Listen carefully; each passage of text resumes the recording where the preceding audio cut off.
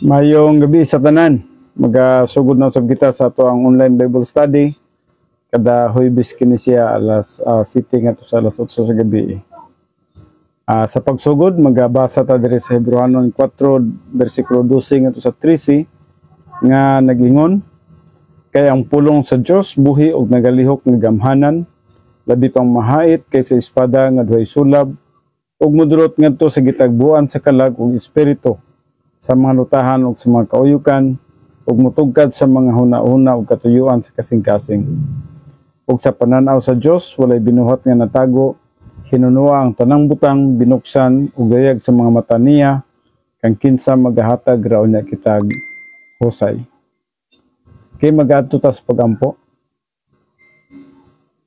Amahan na mo nga Dios niningatak na sa kagabhion, kami magaduol sa imong balaod nga presensya. O doon na may mga kasalanan sa among mga kinabuhi, sa daotang huna-huna, nabuhat og nalitok. Salamat Father God sa imong paglimpyo kanako, kanamo. O salamat Father God sa imong hatag kanamo nini nga grasya nga pinagis pagamit sa 1 John 1:9, mahimon usab kami nga limpyo sa mga tubangan, angayan nga magabuhat sa mga bulaton alang sa imong kahimayaan. Bani kami nini nga kagabhion sa among pagtuon sa imong pulong. Salamat nga ikaw magapakig-istorya kanamo siya nga paagi through the teaching ministry of God the Holy Spirit. Ako lamang kining ginatugyan ang tanan nga kanimo. Salamat nga ikaw ang magagahom sa matag usa kanamo, magahatag kanamo og leading and guidance and teaching ministry of God the Holy Spirit. Ang among katuyuan Father God nga mahimaya lamang ikaw bisa man sa among pagabuhaton karon. Among ginatugyan, ginapasalamatan ang tanan nga madawat, pinagi lamang sa pangalan ni Kristo Jesus. Amen. Okay, so maayong gabi sa tanan. Karon atong pagatun-an kining doctrine of capacity righteousness. So nakita sa doctrine of capacity righteousness. Now just remember, kung mag-study tag righteousness, adunay upat ka klase. Pag mag-study tag sanctification, tulo lang ka klase, no? Adunay kalainan sa righteousness, kay naman go human righteousness. So pag maghisgot tag human righteousness, maapil siya sa klase sa righteousness. Na human righteousness, manang human good. Anay positional righteousness, manang imputed Christ righteousness, atak na nga mituot kang Kristo Jesus. Nay experiential righteousness, experiential righteousness mo na sa atong Christian way of life. And then adunay ultimate righteousness mo kanang sabid to na niya kita dito sa eternity, no? So magkinabuhi na tas walay katapusan dito. But since ang atong pagatunan karon doctrine of capacity righteousness, so wala ginahisgutan diri ang katong upat, no? Except lamang akong ginahimong introduction para nga aduna kita idea sa upat ka klase nga righteousness nga gisgutan sa Biblia based sa Bible, no? So din hita karon focus sa capacity righteousness, doctrine of capacity righteousness. Capacity righteousness is given to every believer at the moment of salvation through faith alone in Christ alone. So even though it is not developed, no, bisan tinuod wala pa kini siya ma-develop, pero automatic kini nga nadawat nato ang capacity righteousness, which is equivalent to positional righteousness at the moment nga kita mituo kang Kristo Jesus ingon nga atong Ginoo ug manluluwas. Now just remember, ang capacity righteousness or positional righteousness mao kining pagkamataro nga nakahatag og kaluwasan sa usa ka tawo nga mituo kang Kristo Jesus ingon nga iyang Ginoo ug manluluwas. So kung mituo siya kang Kristo Jesus ingon nga iyang Ginoo ug manluluwas, ana siya niining positional righteousness. Ug busa na siya capacity, no? Nahimo na kini siya nga capacity righteousness or positional righteousness ang kinabuhi. Now, capacity righteousness is developed from the imputation of divine righteousness. Hinahinay siya og maginahinay ni siya og develop ngadto na sa gitawag nato og experiential righteousness, no? Sa adlaw-adlaw na itong pagkinabuhi. Pero kining positional righteousness, wala gid nimo gitrabahuan sa gamay. Ang imo lamang nini, imo lamang gituuhan ang buhat ni Jesus Christ sa cross. O sa diha nga ikaw nagatuo sa buhat ni Jesus Christ sa cross, nga maibugtong paagi alang sa imong kaluwasan, maibugtong paagi alang sa kapasayloan sa imong mga sala, sa takna nga mituo ka kang Kristo Jesus, nan gisuluban ka og 100% nga righteousness.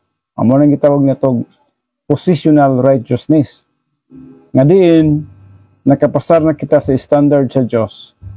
Pwede na kita makasulod sa langit tungod kay aduna na kita ay 100% righteousness nga gi-impute nga ni kanato sa takna sa atong pagtuo kang Kristo Jesus. So mo ginay nakahatag kanato og kaluwasan. Kay ang standard lagi sa Dios is 100% righteousness minagi. Now diri sa capacity righteousness, sa letter A kita, capacity righteousness is developed through the feeling of the Spirit. You are given a spiritual IQ to understand Bible doctrine. Now, usahay maglibog kita, gitawag hapon kini siya capacity righteousness. Yes, nagasugod kini siya sa salvation, and then padulong na sa Christian way of life. Gitawag hapon siya capacity righteousness tungod kay sa dihang natay positional righteousness, pwede siyang ma-develop through the feeling of the Spirit. Sa dihang kita puno sa balang espiritu, capacity righteous man kita, natay positional righteousness, at the same time natay experiential righteousness na kinabuhi ta nga matarong. So tungod niya na puno kita sa balang espiritu ug makaproduce kita og gitawag na tog experiential righteousness. Mao kanang nagkinabuhi kita nga in fellowship with God. So mao kanang nagkinabuhi kita nga gitawag na tog nagasunod sa iyahang kabubuton in His will, no? So gihatagan ikaw og spiritual IQ to understand Bible doctrine. So the function of the understanding Bible doctrine is Operation Z. Gitawag nato ni siya Operation Z. Kanunay na nato kini siyang gitudlo, no?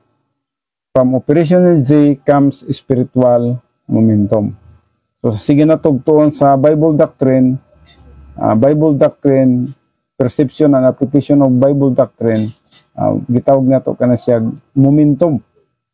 So mao kanang panahon na nga sa diha mapuno kitang doktrina, mo transfer kita ngadto sa gitawag spiritual adulthood. O dinha magsugod ang gitawag nato personal love for God. So letter B, the crown of righteousness. Now nganong napoy gitawag diri the crown of righteousness? Ato kining natunan sa milabay nga didto sa Bema Seat Judgment. Sa Bema Seat Judgment hinatagay og ganti, usa po dito nga gisgutan kining the crown of righteousness. And the crown of life actually go together. So mag-uban ni sila, no? If you have the crown of righteousness, then you have the crown of life. If you have one, you will have the other, no? Mag-uban po ni sila, no? And then letter C, having capacity righteousness means you have a fantastic system of love. Kini lalom-lalom ni siya, no? Kini paghisgot diri may tungod sa fantastic system of love. Kasi kung nanaka sa capacity righteousness manggod, kini nagpasabot manggod nga kining love mo resulta siya tungod kay nagkinabuhi man ka sa pagkamatarong. Sa imong pagkinabuhi sa pagkamatarong, usa niya na nga ikaw mohigugma sa imong isig ka tawo. Whether they are good or bad, mao kana nga mohigugma ikaw ngadto kanila. So this system of true love depends on true righteousness. At di man gid pwede nga di ka mohigugma kung nakay pagkamatarong. So mohigugma ka gyud kung nakay experiential righteousness. dili pwede nga malihis kanining paghigugma sa imong isig ka tawo kung nagkinabuhi ka nga matarong. Bot sabot nga mag-ubanay kuha mo gud sila uyunay ni silang tanan. So kung wala ka sa usa, wala ka sa tanan, no?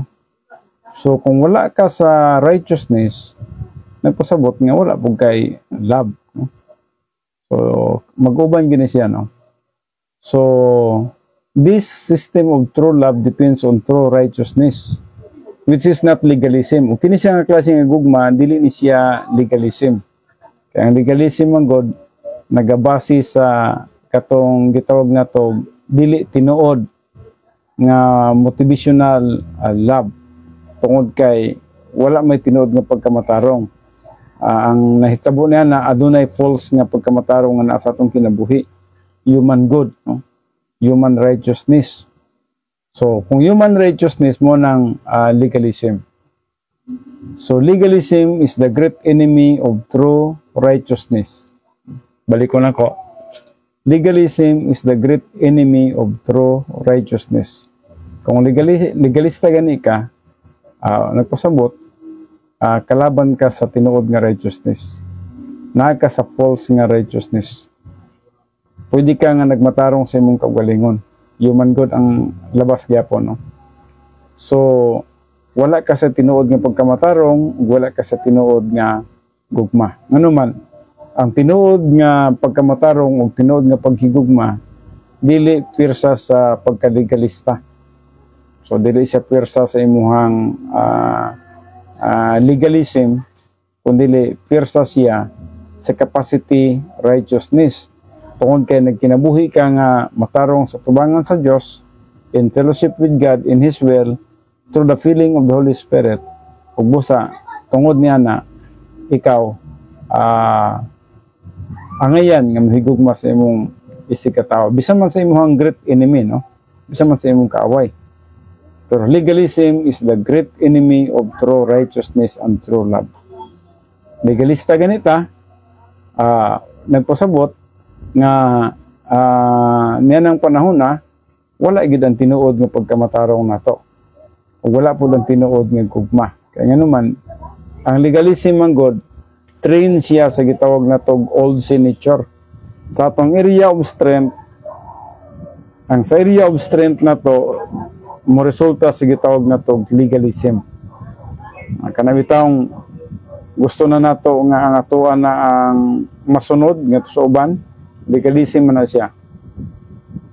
Kanang gusto na nato nga mag-impose na taog balaod nga sa uban, legalism na siya.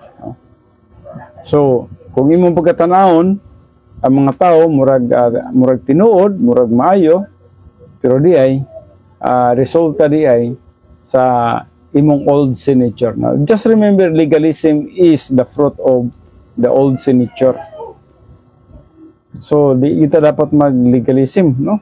Dili kita dapat magtanaw sa uban, i-impose na to ang atong kaugalingon nga sa uban, o kung say gusto na to, mo gusto tong mahitabo nga to sa uban, dili na, no? Kay gitudloan kita nga magkinabuhi nga grace-oriented. Bot sabot, dili ta magiging legalista. Dili ta manghilabot ni bisan kinsa, dili ta manghilabot sa uban. Ato ang ayuson ang atong spiritual life. Ayaw i-correct ang spiritual life sa uban. Ang Diyos ra ang hibalo sa ilang kinabuhi. So, legalism is arrogance and has no capacity for love. So, wala siya capacity sa paghigugma, basta legalism gani ka. Kaya nga naman, old sin nature man god, nasa area of strength. Pwede ka nga muhatag kunuhay, pero mo de through the strength of the flesh, no? So, murang legalism. Later day, impersonal love for all mankind is the quintessence of human righteousness. Muning di kayo sone, no? So, maghisgot nga tag impersonal love, wala na siya kondisyon. So, kung wala siya kondisyon, dili siya nagabasi sa gitawag na to tawhanon nga pagkamatarong. Dili tawhanon nga pagkamatarong ang basihanan sa impersonal love. ang basehanan sa impersonal love tungod sa imong experiential righteousness. Nakay righteousness nga true, gitawag na to true spirituality or through the feeling of the Holy Spirit. Letter A. Love does not come from emotion. It comes from thinking. Kung maghisgot tag gugma, ayaw tog basihi itong atong emosyon, no? Kay ang tao man god emotional kayo, nagabase sa emosyon o nagaimot ba, no?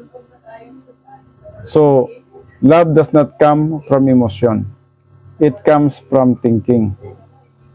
Sabot nga ang kini diayng gugma nga i-produce sa ka magtotoo, dapat magagikan kini siya sa atong thinking, right lobe of the mentality. Tungod sa mga doktrina sa atong kalag, mao kini siya ang dapat nga mugawa sa atong mga kinabuhi. Aduna tay right thinking diya sa atong kalag, ug ang right thinking sa atong kalag mao nga musunod kita ug unsa ang nasabtan nato nga mga doktrina. Halimbawa sa impersonal love o personal love for God, dinha mo gawas ang tinuod nga paghigugma. So it comes from righteousness. So the greatness of love is the greatness of righteousness. Now, hinumdumi nga kini nga klaseng righteousness, morning experiential righteousness. Morning nag-experience ka og righteousness diya sa sulod sa imong kinabuhi. So therefore, capacity righteousness comes before love. So nakay capacity nga mohigugma nga to sa uban, maguna ang righteousness, ang experiential righteousness mo maguna sa dili pa ang gitawag nato gugma. So dili ka pwede makahigugma kung wala pa nimo ma-experience ang tinuod nga pagkamatarong. Now letter F. Capacity righteousness is the stability of a nation. Capacity righteousness is the stability of a nation. Nganuman, kung ang usa ka tawo, usa ka magtutuo, nagatubo nga sa pagkahamtong, ug na usa ka tawo nga nagkinabuhi sa pagkamatarong, kana nga tawo proteksyonan sa Dios. Ug bisan usa lang siya, pwede nga ang entero nga nasod maproteksyonan tungod niya. Na usa ka example ni katong bargain nila ni Abraham ug ni katong Abraham Lot, bargain nila sa Dios nga sunugon sa Dios ang Sodoma ug Gomora. Apan si Abraham nagsigig bargain sa Dios, kung adunay 50 ka magtutuo, dili niya sunugon. Kung adunay 45 ka magtutuo, dili niya sunugon. Kung adunay 40 ka magtutuo, dili niya sunugon. Kung ay 30, dili niya sunugon. Ay 20, dili niya sunugon.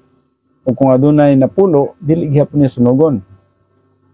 So naghulagway nga ang Dios diay dili mo pahamtang sa kalautan o sa disiplina sa usa ka nasod kung adunay mga hamtong nga magtotoo nga ana dito. So it is basis for the pivot of mature believers and the blessings of God on a nation. And the blessings of God on a nation without a pivot because of the Roma believers. Now, mo ning usa ka dapat nato bantayan o pagatan-aw, no? Kay ang Dios mo disiplina gyud sa mga tao. Apan ang nakanindot kung adunay usa ka lig-on, ligdong og hamtong nga magtotoo niya nga dapit, ang Diyos dako kayo og konsiderasyon niya nga dapit o niya nga nasod because of that one matured believer. Tungod sa usa ka hamtong nga magtotoo, ang Diyos gihatagan niya og dako kayong pagtagad kana siya. So pero sa pagbargin ni Abraham ngadto sa Diyos, wala man gud moabot og 5 ang magtotoo dito sa Sodoma ug Gomora.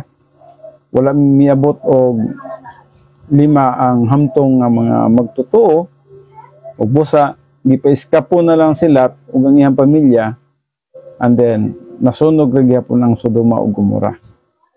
So mo ni ang principles, no, sa gitawag na to divine protection sa mga hamtong ng mga magtotoo. So busa giingon din capacity righteousness is the stability of a nation. Mahimo day ang usa ka nasod nga naay stability because of the mature believer or matured believers. So without a pivot because of pleroma believers, no? So ang pleroma diri nagiskop ni tungod sa usa ka magtotoo nga misaka nga sa pagkahamtong. Number 2, as one of 39 irrevocable absolutes, positional righteousness is the imputed righteousness of God as the basis for justification as a part of positional sanctification. Now, gitawag po ni siya positional sanctification or positional righteousness. So, morning na justify ka. Usa kini siya kabahin sa 39 absolutes. 40 mong gud ni siya pero adunay isa niini nga gitawag nato revocable. Kining positional righteousness irrevocable ni siya. Dili na gid ni mawala nato sa takna nga kita nito kang Kristo Jesus nakaangkon na gid ta nining positional righteousness. Gitawag nato imputed righteousness of Christ to the believer.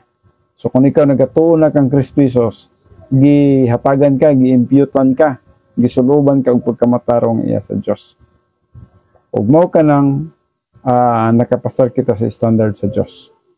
Usay gitawag kini sa positional sanctification kay maghiskot nga tag righteousness ug sanctification. Kuan ra sila mag synonym sila, no? Busa na positional righteousness, na positional sanctification, na experiential righteousness, na po experiential sanctification, yan ay ultimate righteousness, na po ultimate sanctification. So, gananda lang siya, no? So, positional sanctification guarantees that no believer can sin in the sphere of positional righteousness.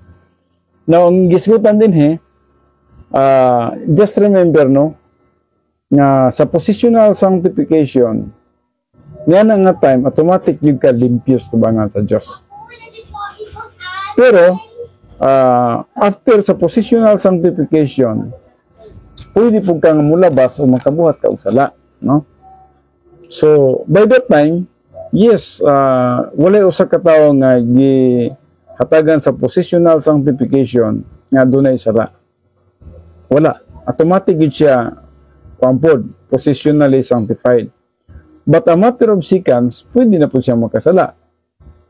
Kaya na po man siya old signature. So, busa, mingon day, but we can sin in experiential sanctification. Sa experiential sanctification, dili gyud na to ma-maintain ang experiential sanctification. Naging mga panahon din nga mabangagan siya, no? Buot sa buot, murabag ka ng nagbayad ta sa atong isisis, pero naigay panahon nga nagiging failure kita. But, mo nang gitawag na itong bangag. Pero na mga panahon nga din, experientially sanctified ta, nga by that time, we are clean before the Lord. Diri sa gitawag na itong number 2, sa letter A, respect is a part of capacity righteousness. Kining respeto o sa kini sa kaparti sa gitawag na itong capacity righteousness. Kung nagarespeto lang ta sa atong isikatao, yes, kanang imong pagrespeto sa usa ka tawo, nagpasabot nga usa ka na kabahin sa imuhang gitawag capacity for righteousness. Nagkinabuhi ka nga adunay capacity nga magkinabuhi nga matarong. Capacity righteousness sa letter B, capacity righteousness in a woman gives her the ability to respect and obey her husband. Halimbawa sa asawa, nasa capacity righteousness sa dihang aduna siya abilidad nga magrespeto o magsunod ngadto sa iyang bana. Pero kita nato karon sa atong panahon, ang asawa wala na gyud, no? Atong nakita wala na gyud sila pagrespeto. Atong nakita nga ang ilaha na gyud mo'y masunod, no? So capacity righteousness in the woman gives her the ability to respect and obey her husband. So subo kayong atong sudungon nga sa atong panahon karon, ang mga asawa, ang mga babae, nahimo na sila nga dominant nga to sa ilang bana. Sila na ang nagabuot gani bisan man sa kadaghanan nga mga bana. So mo na ning dagan sa atong panahon, og yes na nagita sa gitawag na to great apostasy. Nawanhi kita karon sa sunod, gamay na kay itong subject. The doctrine of capacity righteousness is the key to understanding the crown of righteousness. So kung nasabtan nimo ang doctrine sa capacity righteousness, mao kini siya ang susi sa pagsabot sa gitawag crown of righteousness. Kung nahibaloy ikaw nga magkinabuhi nga matarong, mao ka nang giingon diha sa Matthew 5:48, magbalaan ka mo, ingon nga ang Dios balaan. So be perfect as God is perfect, or be holy as God is holy. So morning the doctrine of capacity righteousness, no, mao ni siyang key understanding sa gitawag the crown of righteousness. Kung nagkinabuhi ikaw nga matarong, nagkinabuhi ikaw nga in fellowship with God, filled with the Holy Spirit, now kining crown of righteousness gitagana usab kini sa Dios alang kanimo. And then because the spiritual life, capacity righteousness is part of experiential sanctification. So kining sa atong spiritual life, sa Christian way of life, hinumdumi, no? Sa Christian way of life, kining gitawag na tong capacity righteousness, parte kini siya sa gitawag na tong experiential sanctification. So mo ni atong gitunan karon, no? Now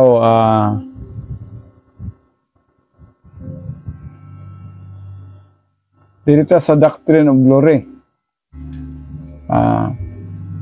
kumanata sa capacity sa gitawag na tong righteousness, diri kita karon sa doctrine of glory, with the result that we who experience the first hope, ang first hope na to should continue in the plan of God and experience sa second and then a third hope, no? Ang first hope na to mo gitong naluwas ta, ang second hope na to diri sa gitawag na to experiential nga pagkinabuhi, experiential na nagkinabuhi kita nga matarong, and then ang third hope na to mo ning gitawag na to maximum purpose, no? The purpose of the maximum praise of glory. Morning hope number 3 na to nga ang atong kinabuhi mahimo gyud nga makahatag og tinud nga kahimayaan sa atong buhi nga Dios, no? So mao kana nga ang usa ka magtotoo nga nagatubo gyud nga to sa pagkahamtong ug nga naka-experience gyud siya og tinuod nga gitawag na to pagkamatarong, o kanang gitawag na to experiential nga righteousness, na siya ay pagkamatarong nga diin nagasubay di sa kabubuton sa Dios, dinha na to makita nga mahimaya ang Dios sa iyang kinabuhi, dinha ang tinuod nga kahimayaan. Dili ngadto sa gitawag na to og mga activities na to, no, pwede man na siya nga makahatag og himaya sa Dios, pero kasagaran man god kuan lang murag surface lang nga tong pagpangalagad kung wala to masabti ang tinuod nga spirituality. Kaya ang tinuod man god nga spirituality mao katong usa ka magtotoo nga dili pinasikad sa iyang energy of the flesh, dili pinagi sa iyang ability, sa iyang talent, sa iyang wisdom, nagagikan ang kamaayo, kundi nagagikan sa gahom sa balang espiritu nga nasa iyang kinabuhi. Dinha nimo makita ang tinuod nga kahimayaan sa Dios. Kanang nagkinabuhi ita nga gitawag na to in fellowship with God. Mao na makapahimaya sa Dios. Dili tong nagbuhatag mga dagkong butang pero we are not in fellowship with God. So there is no maximum praise of His glory. Walay kahimayaan ang Dios ni ana. Ang Dios mahimaya lamang. Yes, naigisgutan sa Colossians 3:23, whatever you do it all for the glory of God. So there is glorification. Naay glorification in the sight of God sa usa ka magtotoo nga limpyo sa tubangan sa Dios. Kung limpyo siya sa tubangan sa Dios, that means without sin, wala siya sala, nagpasabot nga ang iyang kinabuhi nasa kabubuton sa Dios. Kaya dili man siya pwede nga maanaa sa kabubuton sa Dios kung aduna siya sala. So kung nasa sala, there is no praise and glory sa iyang kinabuhi. Bisan pag nagsimba siya, naghunahuna siya nga nagdaig siya sa Ginoo sa simbahan, naghunahuna siya nga naghatag siya sa simbahan o naghatag siya sa mga tao, pero tinuod din dili siya makahatag sa pagdaig, sa paghimaya ngadto sa Dios, tungod kay aduna may sala siyang kinabuhi. Kinahanglan i-deal niya ang sala, pinagis pagamit sa 1 John 1:9, nga nagaingon kung isugid na to ang atong mga sala, siya malit matinumanon ug andam nga magapasaylo sa atong mga sala ug magalimpyo sa tanang dili pagkamatarong. So nanang panahon na sa dihang gilimpyuhan ta sa tanang dili pagkamatarong, unya nag-istita sa pagkinabuhi nga matarong, muna ng panahon na nga ang atong kinabuhi tinuod nga naghatag og maximum praise and glory to our Lord and Savior Jesus Christ. Just remember walay kahimayaan, walay pagdaig sa Ginoo sa usa ka magtotoo nga adunay sala sa iyang kinabuhi. Kanunay ginato ning gina-emphasize kay importante kini siya, no? So muna sa doctrine of glory.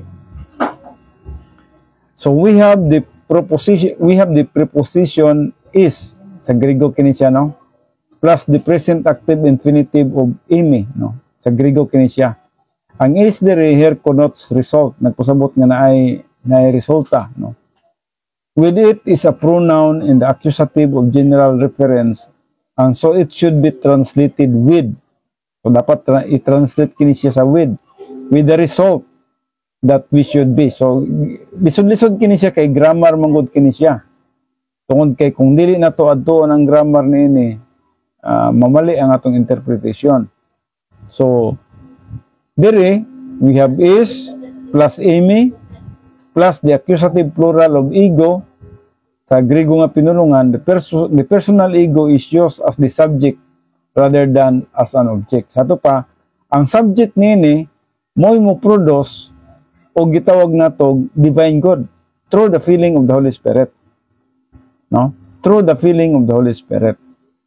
So, dili nagpasabot nga usay maguna-una manggutabo ba nga kinahanglan magbuhat ni kog maayo. Sa akong lang gingon maayo man na siya. Pwede mo tama man nga magbuhat kag maayo. Pero sa imong pagbuhat og maayo, kung kana siya nga pagbuhat og maayo, sa imong kaugalingong abilidad, sa imong kaugalingong kusog, sa imong kaugalingong kaalam, kana siya dili madawat sa tubangan sa Dios kay resulta kana siya sa old sin nature. Kinahanglan gyud empowered ka sa Holy Spirit kay kung balang espiritu nag-empowered na to, mo produce siya og genuine nga gitawag na to pagpangalagad sa Ginoo. Dili atoa, no? Kay usahay kita mga lagad ta, nag-after ta og praises, nag-after ta og glory. Pero kung spiritual ta, wala ta nag-after og praises, wala ta nag-after og glory. Ang atong purpose, ang atong motibo, ang Diyos ra ang mahimaya sa atong kinabuhi. So, muna siya, no? Then, to the praise, a second prepositional praise, this time, igamit gyapon niya ang is, no? Plus a noun in the accusative epainos, no? Importante na siya, which means super praise. Ang Diyos, mahimaya gyud sa imong kinabuhi, sa dihang puno ka sa balang espiritu, ug sa imong pagkapuno sa espiritu, kay gi-empowered man kaniya, misunod ka sa iyang kabubuton, that means may yield ka, yieldedness to the Holy Spirit. Mao nang gitawag sa Galatians 5:16 nga walk by means of the Holy Spirit. So niya ang panahon na makahatag ka og maximum praises. So mo na purpose, no? For the purpose of maximum praise. So of His glory, no? Of His glory. So alang sa iyang kahimayaan. So for the purpose of maximum praise and glory to the Lord Jesus Christ. So wala man tayo laing purpose na ining kalibutan na. Dili man kita mahimaya. Kaya kung kita ang mahimaya, now, kuyaw na, no? Gusto na natong mahimot ang Diyos. Ang Diyos lang ang angayan nga mudawat og himaya. Mga pagdaig og paghimaya, iyaha lang sa Diyos. Ug busa, ang atoa, igo lang ta nga nagabuhat sa mga buluhaton, in accordance sa gitawag natog leading and guidance of the Holy Spirit. So, ang balang espiritu sa gihapon ang mahimaya, tungod kay ihamang power, ihamang influence, ihamang guidance, ihamang teaching. So, say, ang kuno lagi sa tao, no? Walay problema kay ang tao gusto nga moangkon sa himaya. Now, kung moangkon ta sa himaya, wala gitay ganti dito sa langit. Now, who is not found in the original, there is no relative pronoun here, no? Ini grammar ni, lisod-lisod po ni siya, no? Mo nang pag may ngitag perfect active participle of a compound verb pro elpidso, that means before, no? Before, no? So the perfect tense means completed action. Katong tense dito nga, unsa man to nga tense, nagpasabot kompleto na to siyang action. Ang usa ka magtotoo nga nagabuhat na sa buluhaton through the power of the Holy Spirit, gitawag na to kana siya completed action. Ug mao kana ang tinuod nga nagahatag og kahimayan sa atong buhi nga Dios. So having previously placed our confidence in Christ. So dito nakabutang ato ang confidence kang Kristo. So with the result that we who experience yes, naka-experience naman sa first hope, no? Should continue and experience the second hope. The second hope, muna sa atong gitawag na to spiritual growth.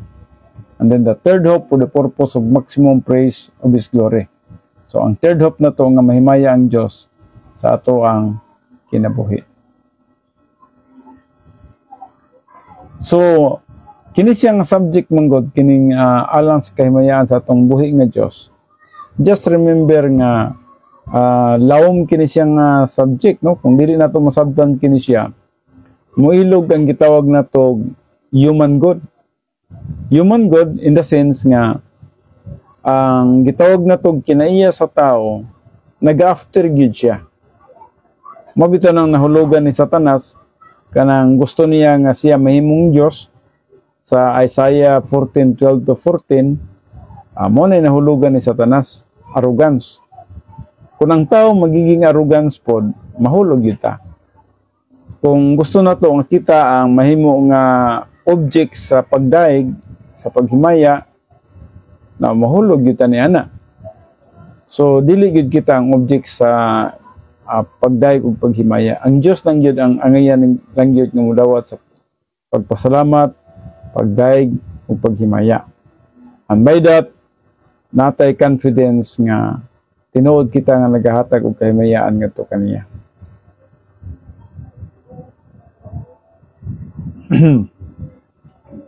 So amba kita diri sa mo kini siyang plan of God, no? Plan of God design in eternity past. So mo gini ang design sa Ginoo.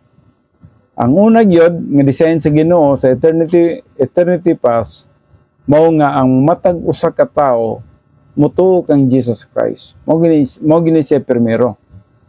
Kay kung mutuo na ta kay Jesus Christ, we can be in the plan of God until we believe. So sa atong pagtuo, natay kaluwasan. Nganong natay kaluwasan? Ang standard sa Dios nga 100% nga righteousness nga dili kaya buhaton sa tao, Ang kinsa mo ko'y makatog langit kod nga makasasala man tang tanan. So kung moingon ta nga buhat lang sa tao, wag yo sa moatos langit kay ang atong buhat nga tanan na may mga gitawag na tog failure. Mabagsak man tao sahay, mo-violate man tao sahay sa kabubuton sa Dios. So kung ang standard sa Dios is 100% righteousness, wala gyud sa katawo nga maluwas. Apan tungod sa grasya sa Dios, gipadala niya ang iyang bugtong anak diri sa kalibutan, nagpalansang sa cross, gibayaran na ang tanan natong sala, siya ang atong manluluwas, ug busa bisag dili nato kaya nga makaadtog langit, sa dihang mutuo kita kang Kristo Jesus, hatagan man ta niya og 100% nga pagkamatarong. Ug busa sa hustisya sa Dios, 100% matarong ang Dios, kita gantag 100% nga pagkamatarong, sa hustisya sa Dios, luwas na ta. Nakapasar na ta sa hustisya sa Dios. Now, in the compound of the verb,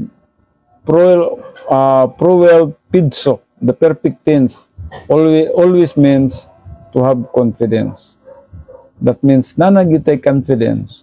Kung tinuod ka nga mituo kay Kristo Jesus, ingon nga imuhang Ginoo ug manluluwas, nanagid kay confidence nga nakay kinabuhing walay katapusan o nakay kaluwasan. Nganuman, nagsaad man ang Dios niya na.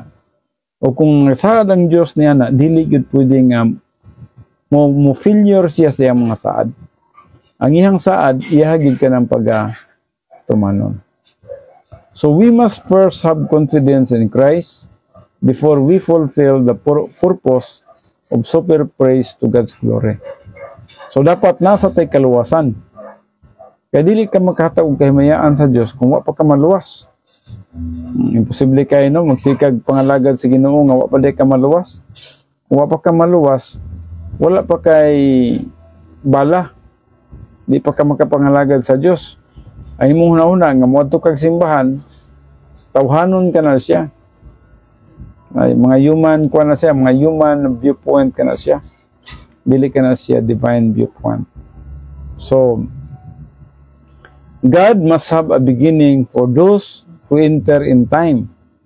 Ang una gid na is faith in Jesus Christ. Magina number 1, pagtuo sa buhat ni Jesus Christ dito sa cross. With this grace beginning and the permanent provision of doctrine in the canon, there is no limit to the super praise of His glory. Sa dihang naluwas na ka, yes, pwede na ka nga mutubo nga tos pagkahamtong, o sa imong pagtubo nga tos pagkahamtong, mauno ng panahon na maka-experience ka og gitawag na tog righteousness. The righteousness derived from the doctrine in your soul. Mao ka nang nagkinabuhi na ikaw based sa mga doktrina nga nasa imong kalag. So, ang resulta niya na mo-produce na ikaw pagkamatarong nga dili imo, kundi pagkamatarong nga pinasikat sa gahom sa balang Espiritu Santo. So, the only limitation is imposed by negative volition toward Bible doctrine. Balik ko na ko, the only limitation is imposed by negative volition toward Bible doctrine. Wala ning limitation niya, no? Kung negatibo ka toward Bible doctrine, wala gyud, dili jud ka maka-experience niya na. Nausahay, ang gitawag na to, ang pagkamatarong sa tao, permanentig yung short, dili gyud makapasar sa standard sa Dios. Kung saligan na to, ang pagkamatarong lang na to, di kita kaabot sa Dios. Apan nagkinahanglan kita pagkamatarong gi-impute nga ni kanato, gihatag nga ni kanato, gisulog nga ni kanato sa taknang amito ta kay Jesus Christ. Ug mausab ka na ang giingon ni Apostol Pablo sa Filipos 3:9. Nakabaton akong pagkamatarong, dili pinasikad sa pagsunod sa mga balaod, kundi pinasikad sa akong pagtuo kang Kristo, ang pagkamatarong nga iya sa Dios. So nakabaton daw siya pagkamatarong, dili pinaagi sa iyang pagsunod sa balaod, kundi pinaagi lang siyang pagtuo kang Kristo. Giyatagan siya gitawag nga tog positional nga pagkamatarong o kana nga pagkamatarong maong nakahatag og kaluwasan ni Apostol Pablo. So the only limitation relates to neglect, rejection, or indifference to Bible doctrine, resulting in the becoming of spiritual moron or reversionist. Mo ni resulta sa usa ka tawo nga naga-reject o naga-neglect sa Bible study, dili maminaw gani sa mga pulong sa Dios, dili gid siya magpadulong. Kini gitawag na tog spiritual moron or reversionist. Mo ni usa ka magtotoo nga dili nimo mailhan bisag magtotoo siya. Mura po siya dili magtotoo o pwede pa siya nga mulabaw pa sa mga dili magtotoo. Ang iyang kinabuhi, kung imong itapad sa mga dili magtotoo, maura, nagka-compromise man po ni. O gani ang iyang kinabuhi, nagkasupak po gani sa pulong sa Diyos. So muna gitawag siya reversionist, gitawag siya carnal. Muna yung mga carnal nga mga magtotoo. Magtotoo, pero carnal ha. So, there is the doctrine of glory. Glory is used in a number of ways in the scripture. First way is, it is used connected with the essence of God. Mga gini, no? Nakakonect primero sa essence of God. Mabitaw na nga, kung maghisigutag paghimaya sa Diyos, mas short ang tao kung ang iyang saligan, ang iyang kaugalingon. Di man siya makahatag og himaya sa Diyos. Magtabang ta sa atong isig katao. Mas short man na siya kung tawhano na siya paghatag. Dili man madawat sa tubangan sa Diyos. Pero kung naghahatag ka tungod kay spiritual ka, both spiritual, you are clean before the Lord, and then you are sanctified, then you are spiritual. So, resulta sa imong spirituality mo nang nagahatag ka, nagatabang ka, nga to sa imong isig katao, mo nang tinuod nga naghatag, nakakunik ka sa gitawag na to essence of God. So, the essence box is the glory of God. No? Just remember, no? Ang katong gitawag na to essence box, mo katong himaya sa Diyos. Now, kung nahibalo kita sa 10 essence of God, gikan sa sovereignty, God is sovereign, siya magbubuot sa tanan, God is eternal life, wala siya, ang iyang kinabuhi, wala silugdanan, no? Wala po'y katapusan. No? So, munang kita nga nagkatuog kang Kristo Jesus katong Ginoo ug manluluwas, nakashare ta sa eternal life nga iya sa Diyos. Kaya ang tao wala man ta eternal life. Apan sa dang mituo ta kay Jesus Christ, nakashare ta sa eternal life. Mao nang ang pulong sa Dios nagaingon gyud bisan kinsa nga nagatuo kaniya makabaton sa kinabuhing walay katapusan. So pinagi sa tong pagtuo, nakashare kita sa eternal life. Since His essence is perfect glory, is used for the entire essence box, no? Mao nang sa Romans 3:23, sanglit nakasala man ang tanan, busa nakabsan sa himaya sa Diyos. So all have come short of the glory of God. So kitang tanan nga pakyas kita, nakasala kita, no? Bisa man sa Ephesians 1:17, usab sa Deuteronomy 5:24, Psalms 21:5, bisa man sa Romans 3:10, no? Wala gyud sa katawo nga matarong. Bot pasabot nga kitang tanan makasasala kita. Og tungod yan, nagkinahanglan kita og manluluwas. We need a Savior. Dili na to kaya luwason ang atong kaugalingon, kaya makasasala man ta, nagkinahanglan kita og manluluwas. And Jesus Christ is only our Savior. Ug sa diyang kita mituo, kang Kristo Jesus nga atong Savior, atong manluluwas, ang kita iyang pagkaluwason. So, atong nakita kini siya, no? Importante usab kini, nga butang nga dapat atong masabtan. And by that, kadali.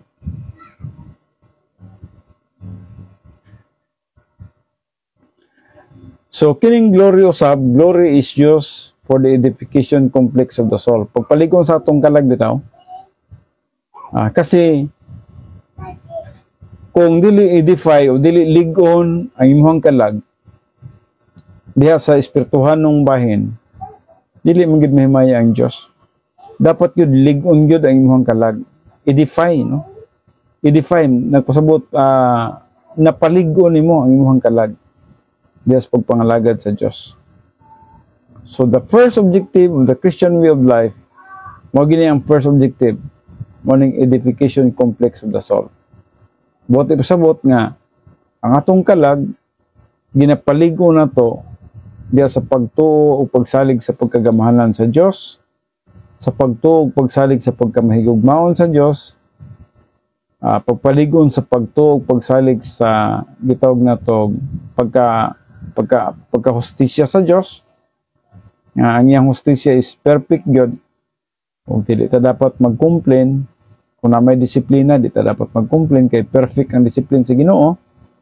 So mo ning pasabot diri sa edification complex of the soul.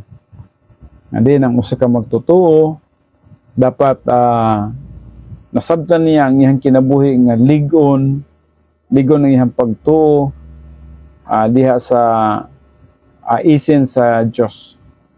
So dapat nasabtan niya ang yes, God is sovereign, God is eternal life, God is love. Mo na mo higugma ka kaniya because nasabtan nimo nga gugma dai siya.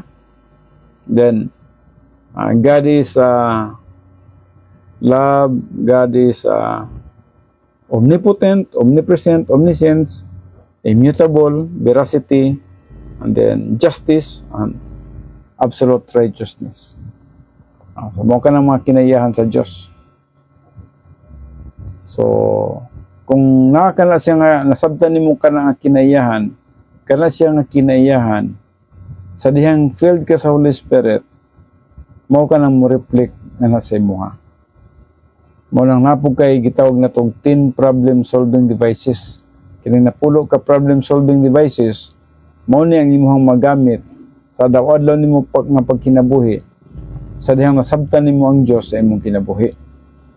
So ang 10 problem solving devices din ha, ang una nga at least filled ka sa Holy Spirit. Mao gina siyugdanan gina siya di ka makapangalagad sa Dios kung dili ka filled sa Holy Spirit. Ang number 2, nagpasabot nga Christian's operation or Christian way of life or basic Christian operandi, no? Kung moadto ta sa Latin, no? But ipasabot nga mangalagad ka sa Ginoo. So if you are filled with the Holy Spirit, dapat mangalagad jud ka sa Ginoo. Ug sa imong pagpangalagad sa Ginoo, because you are filled or you are empowered with the Holy Spirit, so nakay kusog, nakay gahom. Dili gahom sa imong kaugalingong abilidad, kundi dili gahom sa Balang Espiritu. So muna filling with the Holy Spirit. Number 3, nakay faith rest drill. Faith rest drill, sabot nga bisan man sa mga pagsulay sa atong kinabuhi, salig ta sa Dios. Wala may imposible sa Dios. With God nothing is impossible. Sa Luke 1:37. So dili ta dapat magkabalaka, dili ta magkaguol tungod kay ang atong Dios gamahanan man. Mo ning faith rest drill. And then natay grace orientation. Grace orientation, sabot nga grasyoso ta, dili ta dapat manghilabot sa uban. Dili ta dapat magiging legalist. Dili ta dapat kung unsa man ang kahimtang sa uban, just live and let live, no? Dili ta mag-impose ato ang mga kabubuton nga sa uban, no? Mga grace orientation. Sa atong pagtabang, grace oriented ta, walay string attached, no? Mo nang gitawag na to grace oriented Christian. And then kalima, doctrinal orientation. Dapat nahibaluta sa mga doctrines in the Bible. Dapat nahibaluta sa mga pagtulunan, mga premises, mga principles, mga doctrines, mga techniques, no? Diya sa pulong sa Dios. Muna yung kaupat, ay kalima. Ay ikaw no muna ng personal love for God. Dapat ang Dios gihigugma ginato sa atong kinabuhi. Kung wala pa ginato gihigugma ang Dios sa atong kinabuhi, dili tong gugma nga tawhanon, no? Kaya ang gugma nga tawhanon, murag dili kabot sa panganod, dili kabot nga to sa Dios, kutob ra sa atop, no? So kining gugma, personal love for God, tungod gyud sa sulod sa atong kinabuhi, trabaho sa balang espiritu nga nagaproduce siya og fruit of the spirit, ug usa na nga naigugma sa sulod sa atong kinabuhi. So munang ikaw-nom, no? Personal love for God. Then ang ikapito, impersonal love for all mankind. Dinhan na nato ma-apply ang gugma nga sa atong isig katao, bisan man mangta siya, o bisan man nga badlungon siya, o bisan man nga dili siya maayo nga hinato. So kinahanglan lisod no, kay ang tao nga nagbuhat og dili maayo sa tuwa, imo paghihapon siyang higugmaon. Mo nay ikapito din sa problem solving devices, impersonal love for all mankind. And then ikawalo, personal sense of destiny.